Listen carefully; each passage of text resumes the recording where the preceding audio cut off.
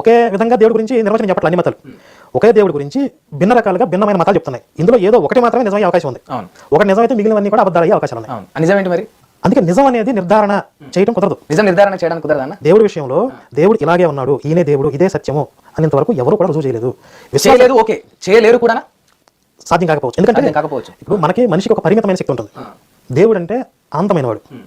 సత్య జ్ఞానం అనంతం బ్రహ్మ, సత్యము జ్ఞానము అనంతము, ఇవి బ్రహ్మ యొక్క లక్షణాలు. అలా అనంతమైన పరబ్రహ్మ గురించి సామాన్యమైన పరిమితమైన శక్తి కలిగిన ఒక మానవుడు కరెక్ట్గా ఎలా నిర్ధారణ చేయగలుగుతాడు? నిర్ధారణ లేకుండా ఎలా నిజమని భావించి మొక్కుతా ఉన్నారు, కొలుస్తా ఉన్నారన్న? ఇది విశ్వాసము. ఇప్పుడు పరమాత్మ ఈ రూపంలో కేవలం విశ్వాసం అంటారు. ఏ మతంలో ఉన్నదైనా విశ్వాసమే. నేను మొన్న నమస్తేనా. ఒకే విధంగా అన్ని మతాలు కూడా దేవుడి గురించి నిర్వచనాలు ఇవ్వడం లేదు కనుక దేవుడి యొక్క నిర్వచనంను మనం వర్ణించలేము.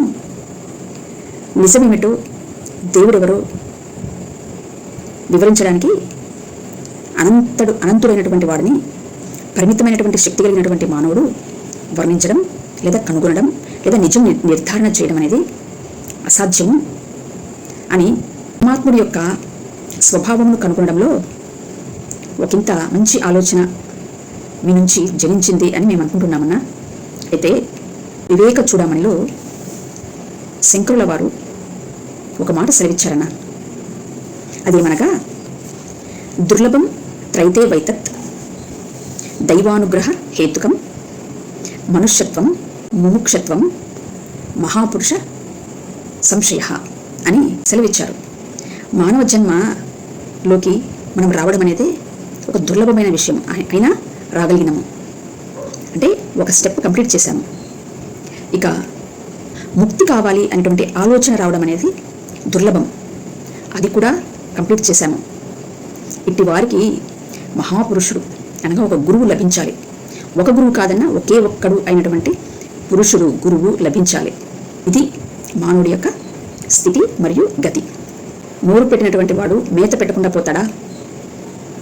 మానవుడు మాధవుడు కాకుండా పోతాడా?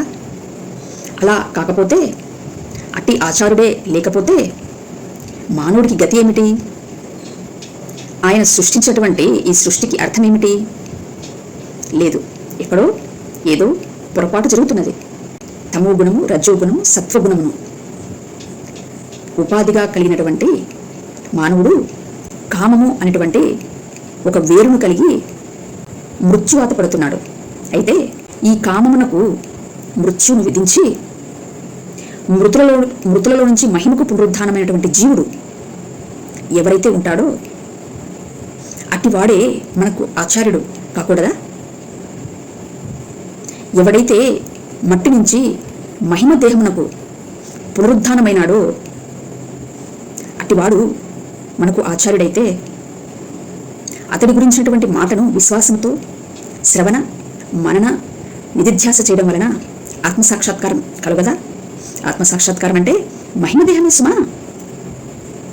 సత్యం జ్ఞానం అనంతం బ్రహ్మ, అది ఎవరి క్వాలిఫికేషన్, ఎవరి యొక్క క్వాలిటీ అంటే గుణాతీతము నాశనరహితము అయినటువంటి జీవుడిదే ఆ యొక్క క్వాలిఫికేషన్.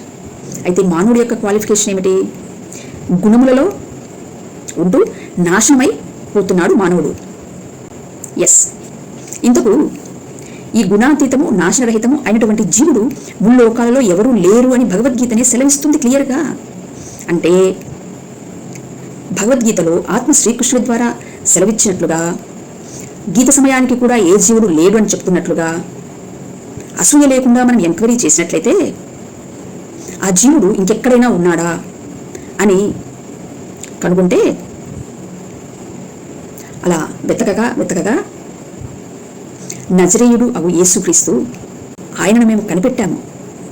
ఎప్పుడు కనిపెట్టాము? క్రీస్తును అంటే మీరన్నారు కదన్నా, మానవుడి యొక్క శక్తి పరిమితమైనటువంటిది, అపరిమితమైనటువంటి వాడిని ఎలా కనుగొనగలము అని అన్నారు. ఎంత హాయిగా ఉందంటే అన్న మీరనే ఈ మాట. ఎస్, కనుకనే మానవుడు గుణాతీతము నాశరహితము అయినటువంటి అటు జీవుడిని, అటు ఆచార్యుడిని కనుగొనాలి అంటే లేదా పట్టుకోవాలి అంటే రెండు మార్గములు మనకు భగవద్గీత సెలవిచ్చింది. ఇదే విషయాలు బైబిల్ కూడా సెలవిస్తుంది. ఏమిటనగా సర్వధర్మాన్ని పరిత్యజించి సంపూర్ణ శరణాగతి కోరినప్పుడు అట్టి వారికి నేను రక్షించి విమోచించగలను. దీనినే మత్తయి సువార్త 10:39, యోహాను సువార్త 12:25 సెలవిస్తుంది. అనగా పాపపు నియమము అనగా కామమునకు సంబంధించినటువంటి వేరు ఇది భగవద్గీత 3వ అధ్యాయంలో ఉంటుందన్న ఒకసారి చూడగలరు. ఇట్టి వేరు మొదటగా నశింపబడాలి మానవుడిలో. ప్రారంధము తీరి మనము పోకముందే మన లోపల ఆ వేరు నశింపు జరగాలి. అవును, అప్పుడు ప్రాణము పోయి తెలివి తప్పని క్షణంలో ఒంటరైనటువంటి మనస్సుకు ఎవడైతే గుణాతీతము నాశరహితము అయినటువంటి జీవుడు ఉన్నాడో వాడు తన శాశ్వతమైనటువంటి అనంతమైనటువంటి ప్రాణశక్తిని మనకు అనుగ్రహిస్తాడు. అదే అవతారము, అంతకు మించిన అవతారం ఇంకొకటి లేనే లేదు. అనగా అదృశ్య దేవుని గురించినటువంటి సంపూర్ణత అంతా క్రీస్తు యందు సంపూర్ణమై ఉన్నది కనుక క్రీస్తును కనుగొనడం వలన, క్రీస్తు గురించినటువంటి మాటను వినడం వలన ఆత్మసాక్షాత్కారం కలుగుతుంది అని అనుభవపూర్వకంగా చెప్తున్నాము. భగవద్గీత 13వ అధ్యాయం 26వ శ్లోకం. ఆత్మ ప్రత్యక్షత కలిగినటువంటి వారి చేత పరమపురుషుడు గురించినటువంటి మాటను వినడం వలన ఆత్మసాక్షాత్కారం కలుగుతుంది అని. ఇది విశ్వాసము ద్వారా అయినటువంటి భక్తి. మానవుడు మొట్టమొదట ఆచార్యుడిని పట్టుకోవాల్సి ఉంటుంది. ఆ ఆచార్యుడే బ్రహ్మము. అందుకే గురు బ్రహ్మ, గురు విష్ణు, గురుదేవు మహేశ్వర అనేటువంటి వాక్యమును పెద్దలు మనకు అనుగ్రహించారు. కనుక మానవుడు దైవత్వం యొక్క పరిపూర్ణతలోనికి అనగా ఎటర్నల్ లైఫ్లోకి ప్రవేశించడానికి మాధవుడు తన నిబంధనను అనుగ్రహించాడు. ఆ నిబంధనయే క్రీస్తు అని మేము ప్రకటిస్తున్నాము. ప్రతి గ్రంథము కూడా ఒకే ఒక్కడి గురించే సెలవిచ్చున్నది. కాకపోతే ఆయా మతములలో ఉన్నటువంటి వారికి వారినే ధ్యానించడం వలన మిగతా మత గ్రంథాలలో ఉండేటువంటి సత్యం బోధపడకపోదు. సత్యము బోధపడడం లేదు అనే దాంట్లో అతిశయోక్తి లేదు.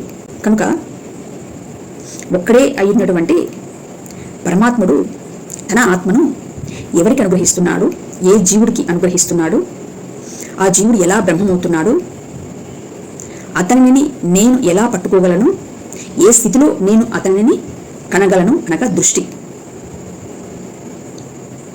ఆ విధముగా సప్తచిత్త యోగము ద్వారా ఆనంద స్వరూపుడిని నేను కనగలిగినప్పుడే అది నేనే అయ్యున్నాను అనేటువంటి మహావాక్యాలు అనుభవానికి రావడం ద్వారా శంకరులు చెప్పినటువంటి అద్వైతము కూడా సంపూర్తి అవుతుంది. కనుక మీకు తెలియనంత మాత్రాన ఇంకొకరికి తెలియదు అనుకోవడం మాత్రం సరైన విషయం కాదు.